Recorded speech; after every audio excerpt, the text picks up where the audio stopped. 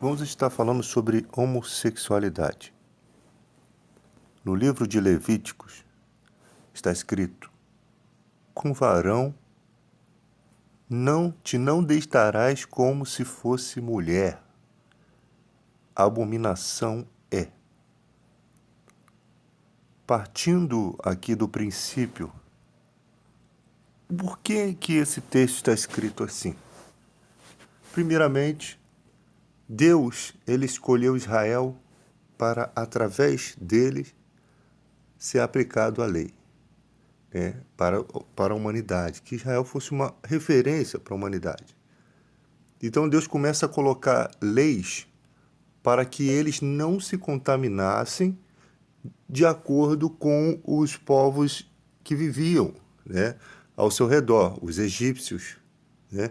Então Deus, sabendo das loucuras do pecado, até onde o homem chega, né, na sua inflamação carnal, ele começa a colocar leis, e parece até um absurdo. Nem te deitarás com um animal.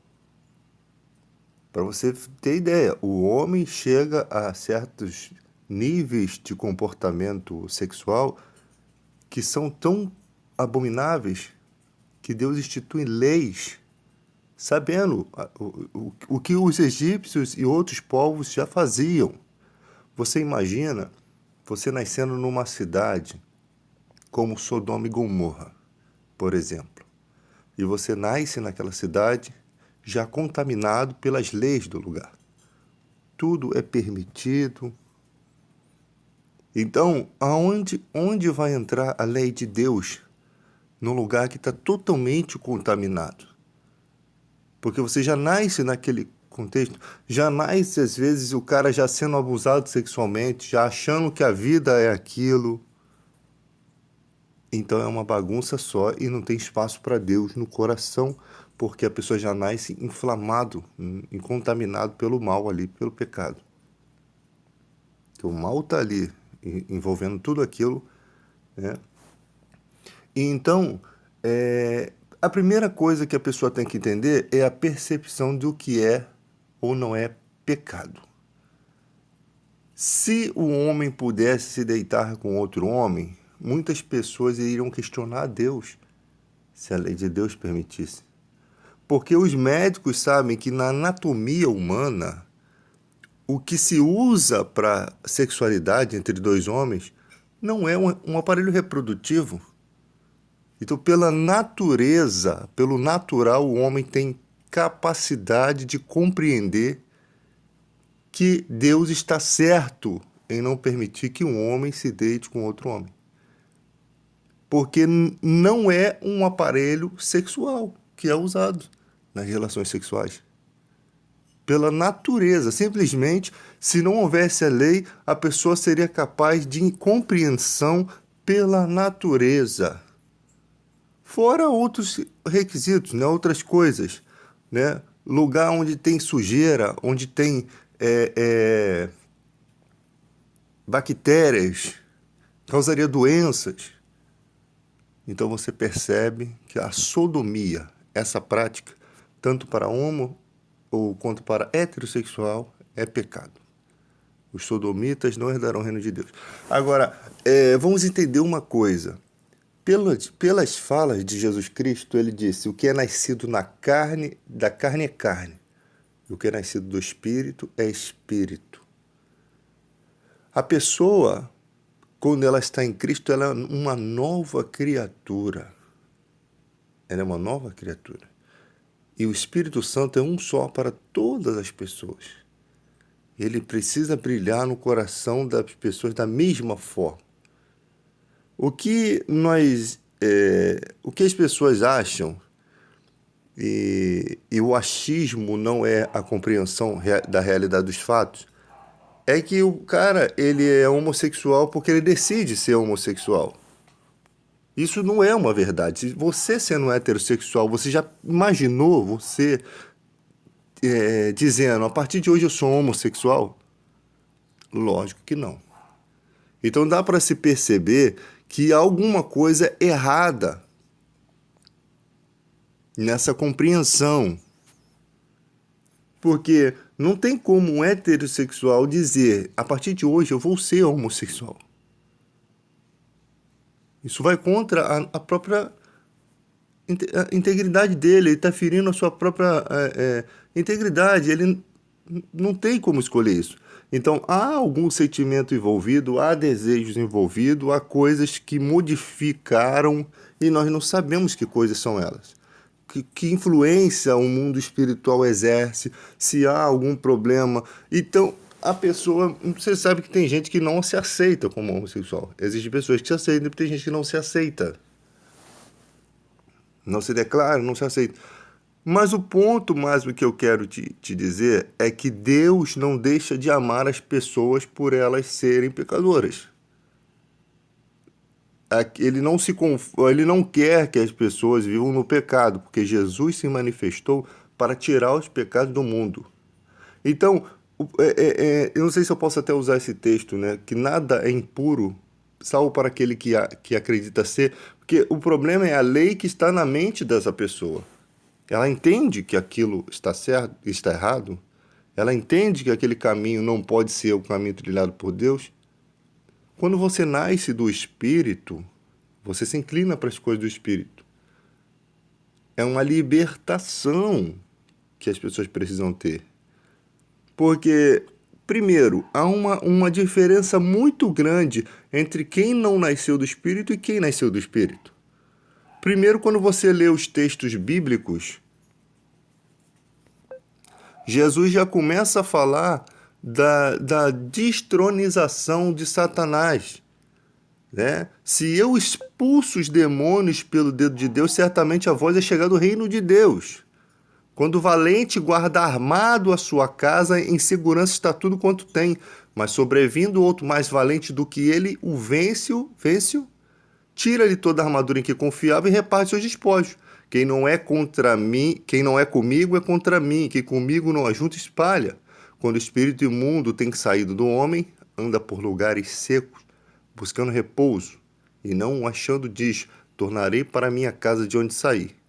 Chegando a achar varrida e adornada, então vai e leva consigo outros 7 espíritos piores do que ele, e entrando habitam ali, e o último estado desse homem é pior do que o primeiro. Nós percebemos que no Novo Testamento, Jesus já destronizando o mal, porque ele é mais valente do que o próprio Satanás, o demônio, os demônios, o império das trevas, ele tem uma certa valentia a ponto de guardar armado a sua casa. Ele considera o ser humano como sua morada. Ele não possui corpo. Então, por que ele faz isso? Porque ele acha o lugar, né? Quando o espírito sai do homem, ele retorna, né? E anda por lugares secos buscando repouso, não acha, e ele diz, tornarei para minha casa.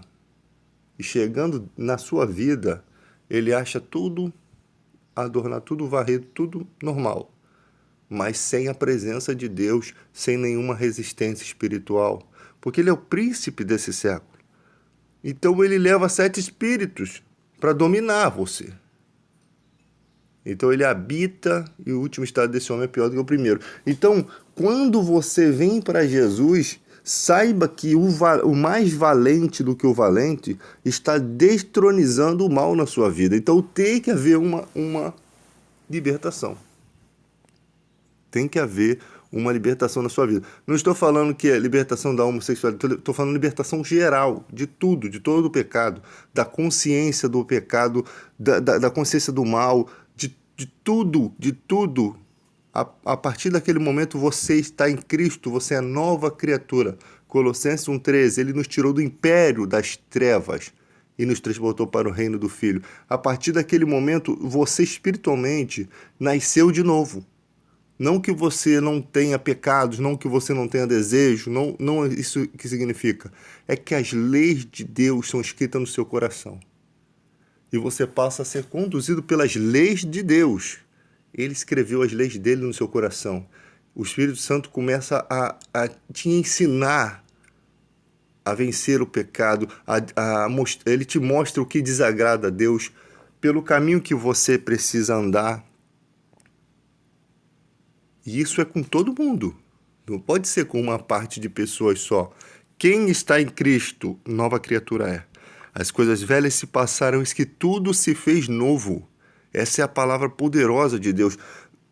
Tudo se fez novo. Quando ele fala isso, ele não está estipulando metade vai ser nascido de novo e metade não vai. Está dizendo que quem é nascido. Se você é nascido de Deus, com certeza você se inclina para as coisas de Deus. Com certeza o Espírito Santo vai trabalhar na sua vida, te dando a consciência e te libertando, te dando forças. Porque maior é o que está em nós do que o que está no mundo. É preciso você acreditar nas Escrituras, né? Então, o poder de Deus dentro de você é o que vai fazer você destronizar o mal, o Jesus destronizar o mal por você, porque a gente não tem capacidade de vencer o valente. Só quem é mais valente do que ele. Então Deus os tira do império das trevas, Colossenses 1,13, e transforma para o reino do Filho. Você é selado pelo Espírito Santo, tem a marca. Aí a partir de hoje vamos ver o que é realmente, o que eram aquelas coisas que faziam a pessoa ir pelo caminho errado, se elas são destronizadas. O mal, você tem passagem na Bíblia aqui, no próprio Lucas, que 11:14, né? Um menino aqui, mudo, que quem causava a mudez dele era o demônio. Em Lucas 13:10, uma mulher encurvada, que quem causava a corcunda dela, fazia ela ficar corcunda, era o espírito de enfermidade. Então você vê as atuações do mal sobre o corpo humano.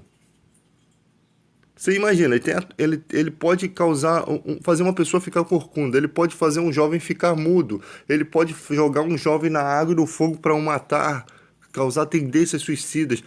Imagina o que o mal pode fazer, os demônios podem fazer na vida das pessoas. Na mente, na consciência. Nós não sabemos todos os ardis de Satanás, nós não entendemos. Nós não podemos dizer algumas coisas a Bíblia nos relata do que o mal, ela não dá todos os relatos do que o mal é capaz de fazer na vida das pessoas. O mal é capaz de fazer as pessoas adivinharem as coisas, como lá o Paulo encontrou uma mulher que adivinhava as coisas, dava muito lucro, apoiava a idolatria lá em Atos 20, eu acho. Apoiava a idolatria porque fazia um nífer de prata da deusa Diana e ganhava dinheiro com as profecias dela. E quando Paulo expulsa o demônio dela, ela parou de adivinhar tudo. O demônio que fazia essa influência espiritual na vida dela. Agora você imagina, você nasce com um dom que você acha que é divino, até o dia que você encontra um servo de Deus e descobre que aquele dom não tem nada de divino. Porque se fosse de Deus, ninguém podia expulsar, né? O dom, ninguém pode tirar o dom de você se não é de Deus. Se o dom é de Deus, não tem como. Então nós não sabemos toda a capacidade do mal. Nós entendemos algumas coisas que são citadas na Bíblia, mas a compreensão que Deus quer nos dar é que o mal exerce influência sobre a humanidade. O mal, vou repetir, o mal exerce uma grande influência sobre a humanidade. É isso que Jesus está querendo nos mostrar. Que o homem sem o Espírito Santo, ele não tem forças. Agora, quando você é liberto, quando você aceita Jesus, você é nova criatura, ele te tira do império das trevas, te transporta para o reino do Filho, te sela, Efésios 2:3, te sela com o Espírito Santo, com a marca do Espírito Santo, o selo da promessa. Você se torna propriedade particular de Deus, você se torna co-herdeiro com Cristo, você vai reinar com Cristo. A libertação, para quem vai viver na fé, o prêmio da sua vocação, o prêmio é muito grande. Por isso que a luta também é grande. Você vai reinar com Cristo, você vai ter uma coroa não igual a de Cristo, porque ele é rei dos reis e senhor dos senhores. Mas você é co-herdeiro, você herda a mesma vitória de Jesus que ele alcançou no Calvário, de ser rei dos reis e senhor dos senhores. Ele herda e você herda junto com ele, como um co-herdeiro, porque você se torna um colaborador, um cooperador da obra, né? Às vezes você pensa assim, por que que Paulo sofreu mais do que os outros? Porque talvez Deus queria colocar Paulo num local celestial, né?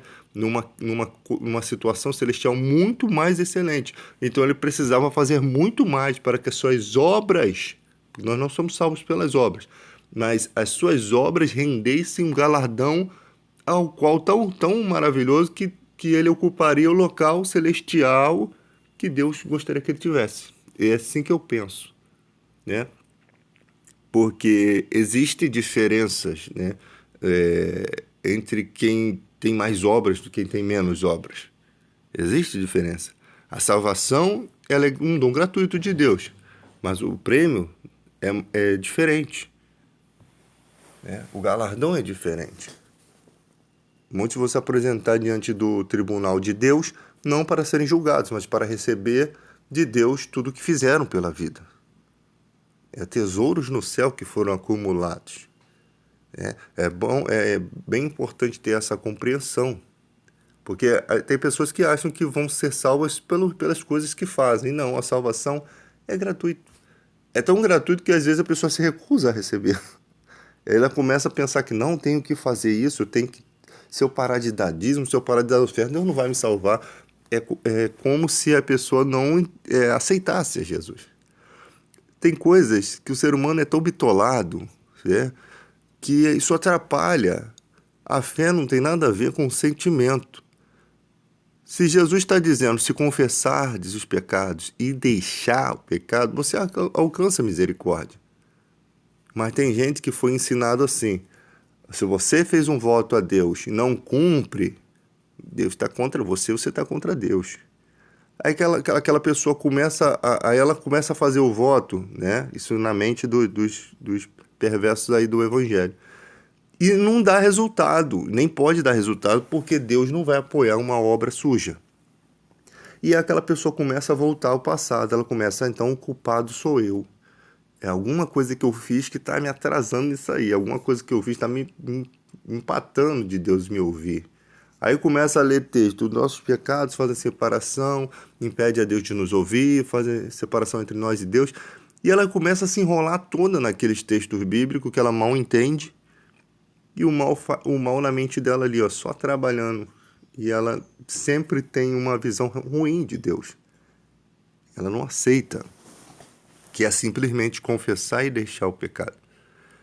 Você confessa um pecado hoje, você deixa, aí você vai seguindo. Lá na frente tu cai no mesmo pecado, cara. O ser humano é totalmente estúpido. Cai, mas não quer dizer que você não vai alcançar misericórdia de novo. Quer dizer que Deus, ele conhece o seu coração, ele sabe que você não está tentando lhe passar a perna. Deus é muito sábio. Lógico que não precisa nem dizer muito sobre isso. Porque Deus conhece o nosso coração, sabe dos nossos esforços, sabe dos nossos desejos, da nossa intenção, da nossa motivação. Ele vê a sua luta, ele vê que você não quer, ele sabe que você erra por ter natureza fraca, mas ele vê que você não quer, então ele te ajuda. Então ele te ajuda.